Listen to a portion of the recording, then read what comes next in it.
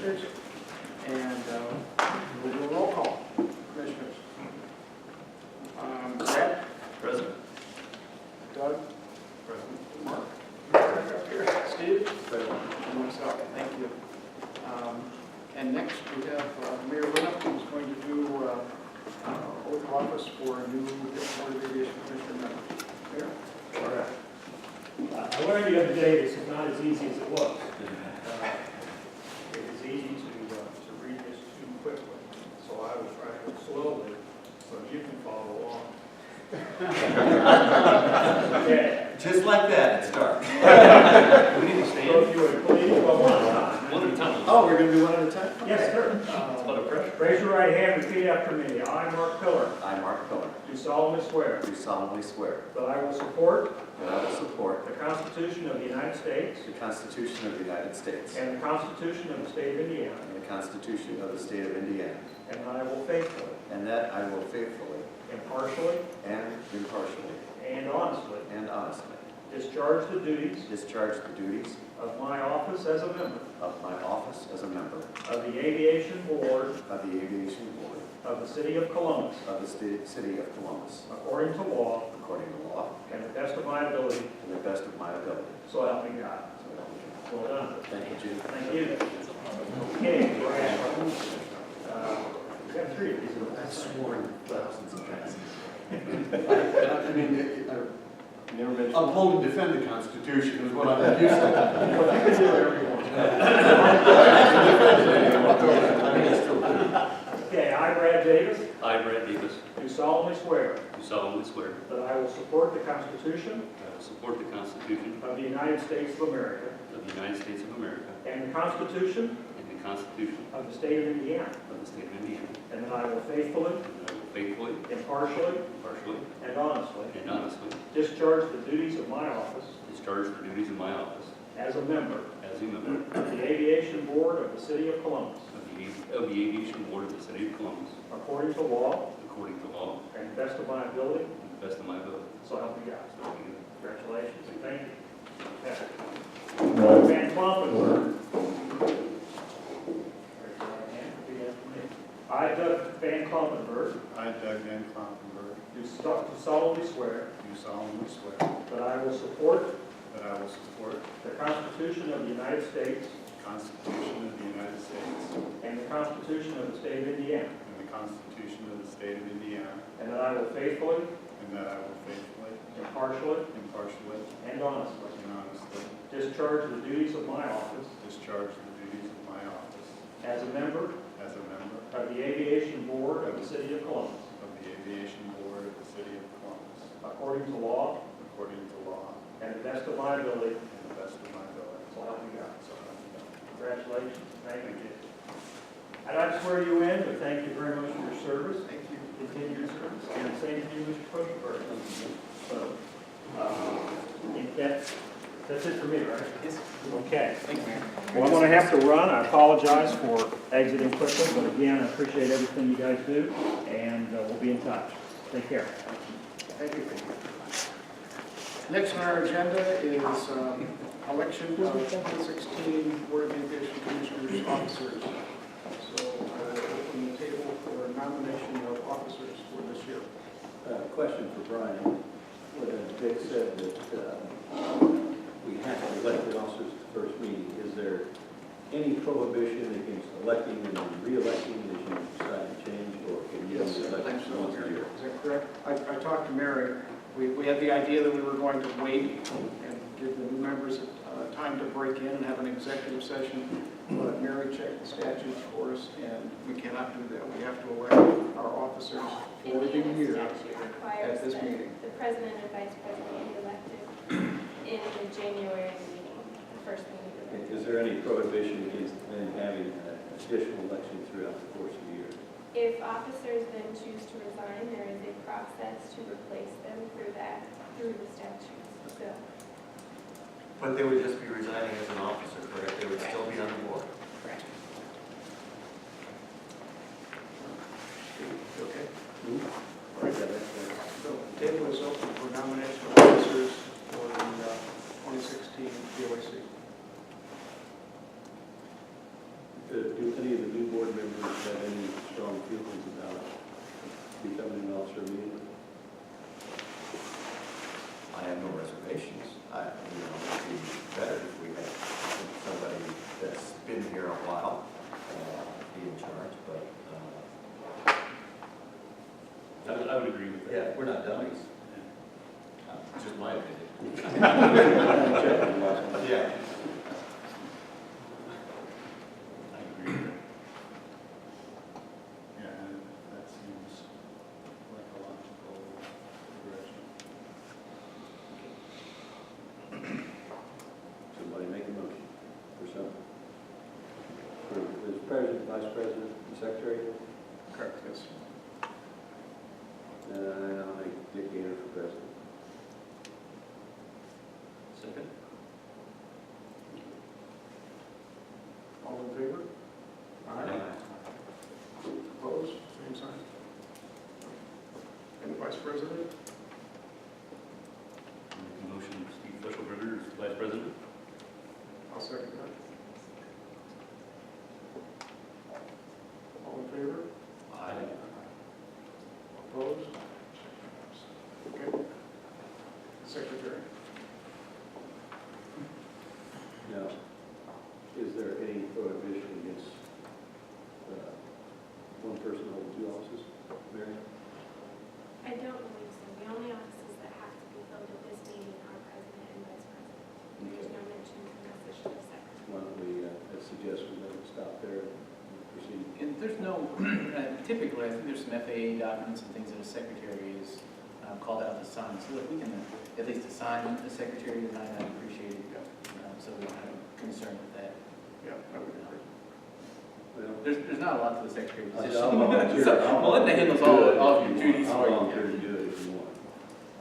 If it's, I mean, basically Melinda's doing the minutes and everything, so it's primarily signatory, right? It's a signatory position, correct?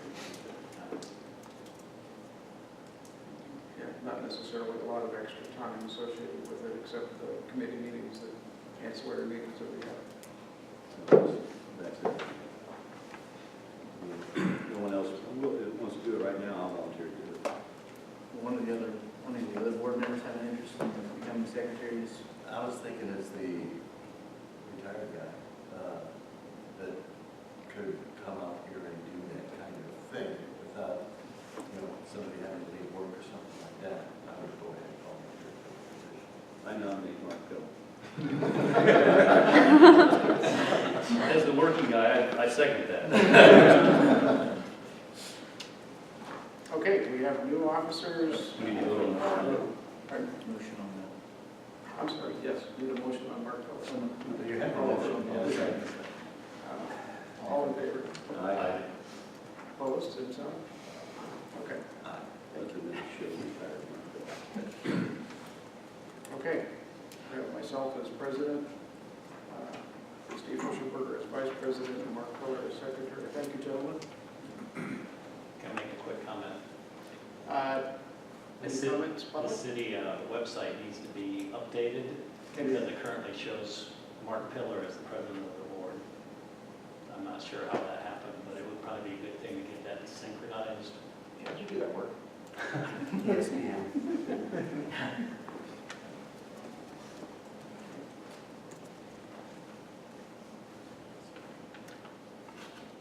Next on our agenda, discussion of the BOAC meeting time. Currently, we're 4 o'clock on this Tuesday, second Tuesday. Board members, open for discussion items on that. I will bring up the same comment I made before. I would like to see the meeting moved as early in the day as possible. I don't have a date preference, simply because of my business. I've got 3 people waiting on me or dead in water for the next 2 hours, which doesn't happen anymore.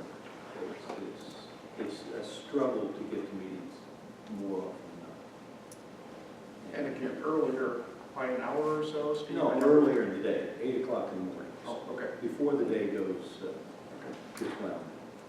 All right, then at the 8, could be 6, I don't care, but just early in the day, early as possible in the day. And I know Brad mentioned he had a couple days where he had a conflict, so I have no big preference.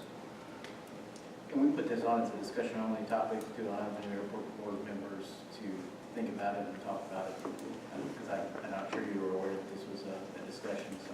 Typically during the first board meeting of the year, we've tabled it in the past couple of years, but we've had kind of this ongoing discussion. So I think it's capable of being tabled today, and move to the next airport board meeting, and then you have discussions and think about that. Move to table. Very good. Second. All in favor of that motion? We don't need a motion on that. We don't? Okay. Okay. Steve will think about that, and the rest of the board members come up with alternatives that fit your schedules as well. The day, to put another piece to that puzzle, the day works for me. I cannot make Mondays or Wednesdays at all, so Tuesday works fine. Thursday would work well for my schedule too. So outside of that, except for Thursday evenings, which are busy occasionally.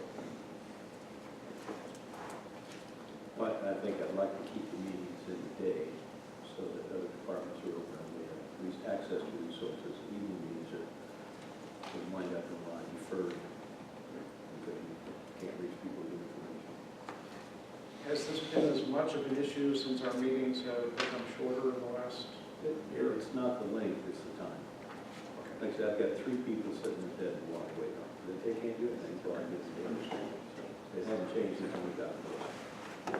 And you and I have had that discussion, I just wanted to get it on the table a little more. Okay. All right, thanks, Steve, thanks for your input.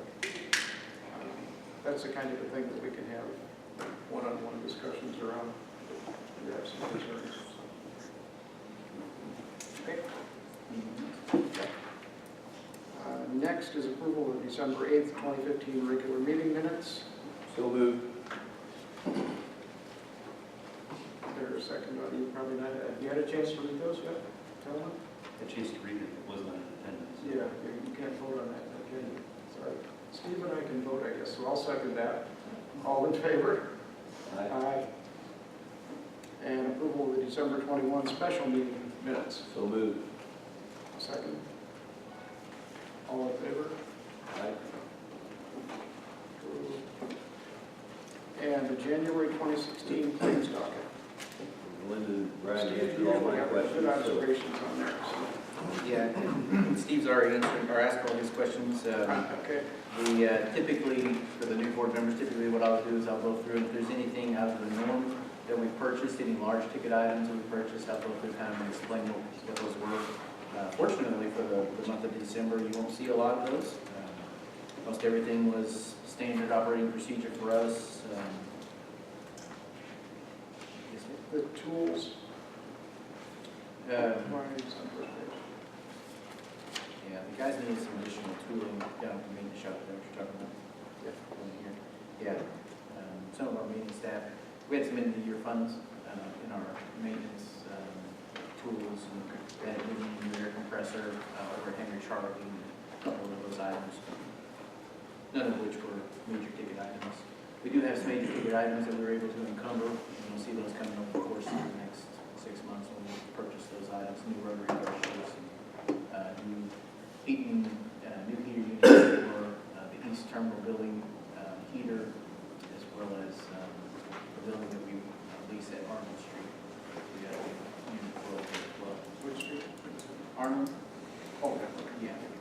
And when you encumber them, that locks them into 2015. 2015 funds, but gives us an opportunity to purchase those over the course of the next year, however long actually. I'll ask the question. We run on a yearly, is it a fiscal year for? Yes, our fiscal year is a calendar year. Okay. And do you have use or lose kind of funds at the end of the year?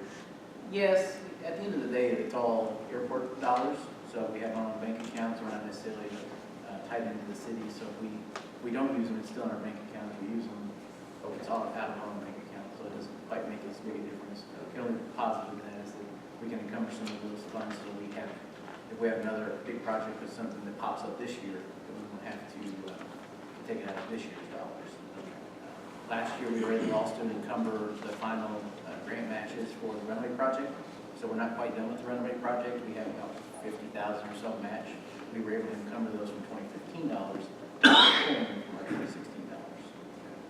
So that gives us some leeway in our 2016 grant match dollars. Ron, what is the definition of demand claims? Demand claims are anything that have to be paid, or else we would be charged a tax or a fee of some kind.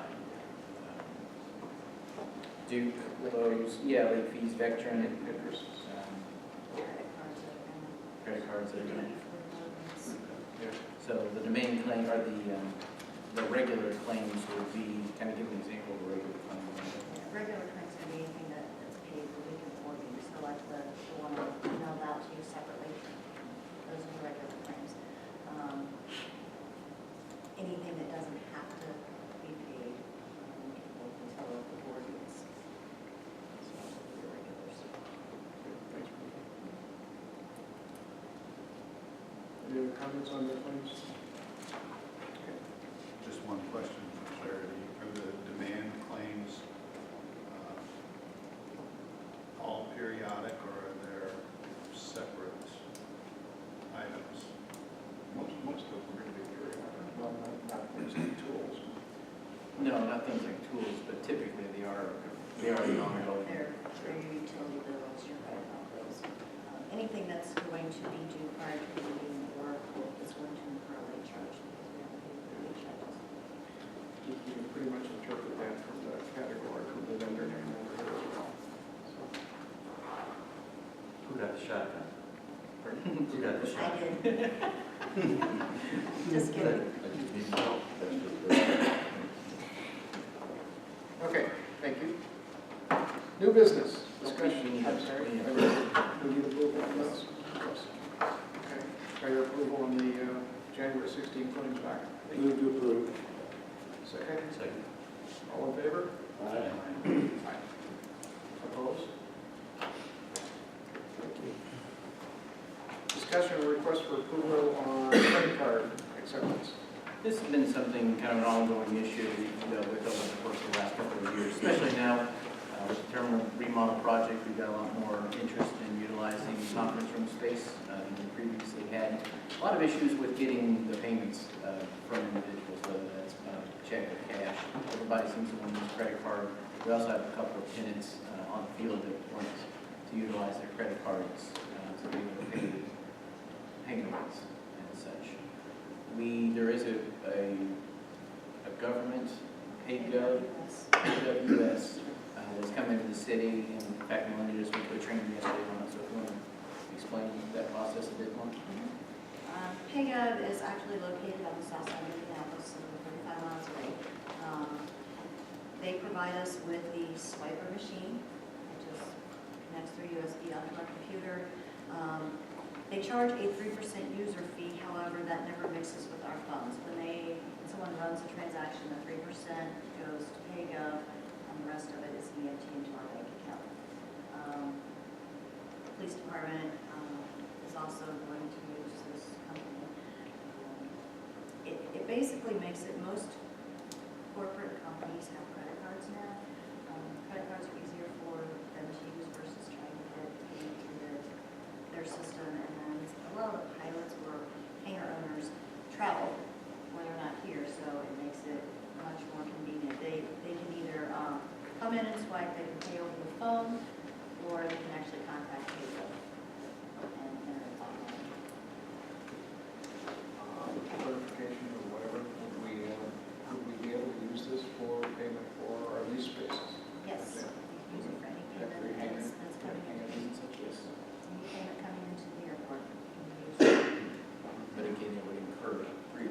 Correct. Yes, 3% swipe, and it's actually higher than that if you were to key it in.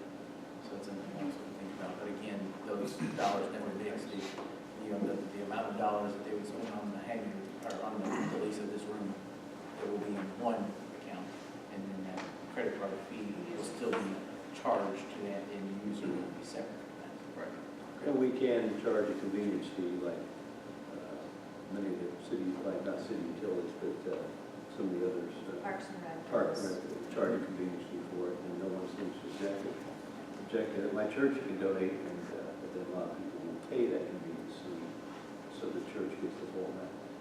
I don't think we've run into any resistance, and I don't think we should incur costs Yeah. for someone else's convenience. But I see no reason why not to do it. There is a company, excuse me, there is a company that adds the fee directly to the person paying, so that fee does not go through, or would not go through us. And the solid waste, they just did that with this firm.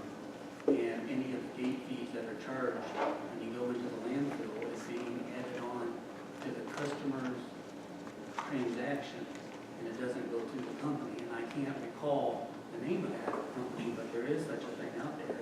There is no fee that even comes out of Yeah, what we we're have, doing, so you don't have to add on a transaction fee if you so choose to do so, and there's no cost to you at all. so you're saying like the vendor would pay, the city opts not to pay the fee bill? And, but that is something that they just started using like the first of the year. And after they went through their research, then they came up with that company. And we could check with the Solid Waste District, Heather Cecil, and see who that is that they chose to use. If you don't want to incur the fees, 3% fees, or charge a transaction fee, you could go with a company like that. Or you just roll the transaction fee. It actually rolls into, so if you're gonna charge $100, then that fee would wind up being, wind up maybe being $103 or whatever, and that's charged directly to their card, nothing to you. Right, that's how it works here. Yeah, Here's- maybe I didn't explain that as well. Well, That's so- exactly. That's what it sounded like, that there was a 3% fee. Not to that- us. Not to us, Oh, no, not to the to end. Not to us, it's to the person Okay. swiping their card. Okay, And that so might be their the same company receipt- then. Yeah, their receipt will show like this. That would be our portion, that would be their convenience fee, that's what's charged to their credit card. But Oh, this that's- one, this convenience fee never mixes with ours, so it's not like we have to go and separate it. When they make a deposit, they will deposit one lump sum, and I report like this every day that shows. I understand, but I don't think the rest of the board got that either, because we were heading towards, can we charge a transaction fee? So I don't think the entire board, including me, understood that. Sorry. So the $100 would go into our account, the $3 would go into the PayGov's account, and the end user would be charged $103. Correct. Okay. It doesn't cost us anything. Does the user know at the time of putting the card in that that's happening? For one, we have the sign that's Yes, posted surprised. that says 3%. If they call PayGov to have it keyed in, there's an upcharge, and that's the first thing that comes on that says, you know, you're going to pay, whatever, 4.5% for this transaction. I took cards in my company for about 15 years, and when we started that process, it was not legal to charge, not legal for the card companies to charge that fee back to the user, so that's apparently changed. Yes, absolutely. Okay. I think that all changed when the Square E's came out, because you can actually charge them charge to. Does this system have the ability for people to pay online? Yes, Okay. And is there an additional fee for that, you said? Do you have- not online. For The queuing areas. only upcharge is if they call PayGov. PayGov has people answering their phones 24 hours a day. So if they call them to make a payment, which typically in our situation, that's not going to occur. Police department, probably if someone's late on paying a ticket, might be, calling in at midnight to get their ticket paid so they don't get arrested. But for us, I don't foresee last minute payments. People calling in too much, and we go online, they can come in, they can call in.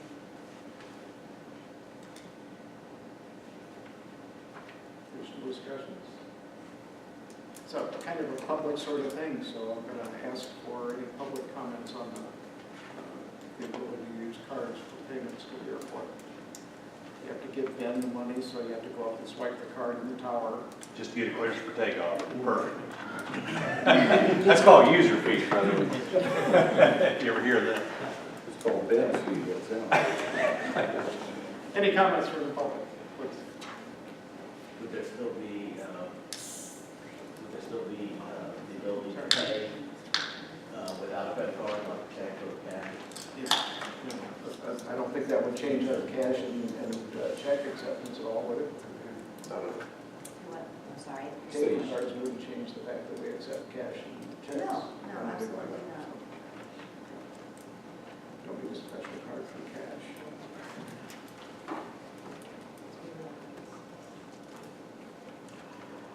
It seems to me that we could approve this and you could still do final investigations on the company we would use or any details there. I think this is the company that we're proposing. It sounds like it's the same, probably the same thing with Frankie. Pretty confident with it? Yeah. Okay. Yeah, I spent an hour and a half, 2 hours with the representatives yesterday, so All right. pretty Thanks for confident. your work on that. I'll call for a motion to approve the credit card acceptance. Second. Got a motion, second. All in favor? Aye. All opposed? Okay, thank you. Tower report. Mr. Wood? Yeah, Brian asked me to introduce myself and give you a little overview of the two board members, especially. I'm Ben Euler, I'm the control tower manager. And just to let you know, we've got a very, very small operation as such here. Compared to a lot of control towers around larger airports, there's 5 of us total.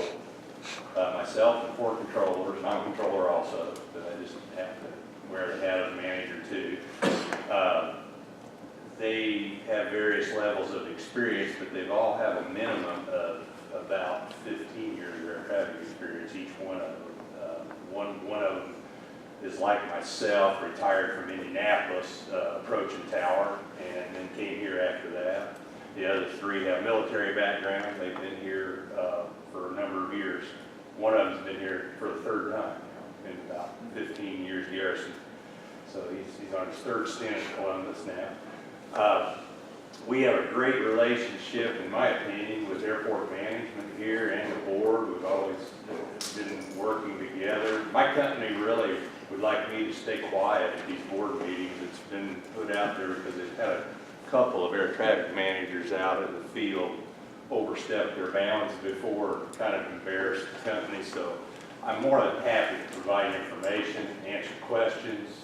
I'm going to try to stay in my field though when I do that. So in the air traffic part. And I'm happy to entertain a visit to the tower. Today's probably not the best day because I just walked up there a while ago and that wind is howling and it is cold. So that's going to be the biggest thing you hear from us is, when's our new tower coming? When's our new tower coming? It's been talked about for a number of years, and they've actually had action toward a site study. They know where they want to put it and all that, but then the budget crunch of 3 years ago happened, and it kind of went away. So we're hoping to move on that someday. But you have an old building. We're using it. It's doing fine for what we do, but I'd like you to visit someday and see it. I really would. Invitation for that. And traffic for the year, I was going to address that a little bit. We had a really good year considering even some of the bad December weather we had. We exceeded the airport traffic number. Goes all the way back to 2003. You have to go to exceed the number we had, and it's only by just a little bit. So you have that in your binder there. And I just looked on the traffic upstairs for January already. We're not off to a bad start considering we had a 0 day Sunday. And I thought there was a mistake. I looked at it and I thought, oh, no, it was just a nasty day. No corporate flying, no restaurant flying, which is something we get a lot. We get a lot of weekend flyers on nice days. And it ups our traffic count considerably on Saturdays and Sundays for those days. So I'm about out of words. Anybody have any questions for me? What company do you work for? It's called Midwest Air Traffic Control Service. And I'm going to give you, at the end, I'm going to come up now, but at the end I'll give you a business card. They'll have all the information on their email, phone numbers, et cetera. So, This spreadsheet you have in your binders is an incorrect one, but I will tell you at the end of the year's numbers ended up coming out at 41,492 operations. So disregard what's in your package right now. But know that we were second highest in probably the last couple of decades, but I went all the way back to 2003 where we only got beat by 117 operations. And then back in 1996 after that. So very high and terrific operations, and Ben and his staff did a great job. if you notice, 2010, I looked at that, that number's lower, and there's a good reason for that. Our whole airport was shut down for about a month and a half that year before a resurfacing job of 523, and they closed the whole intersection for about 6 weeks, so that cut off a considerable amount of operations right in the summertime there, so.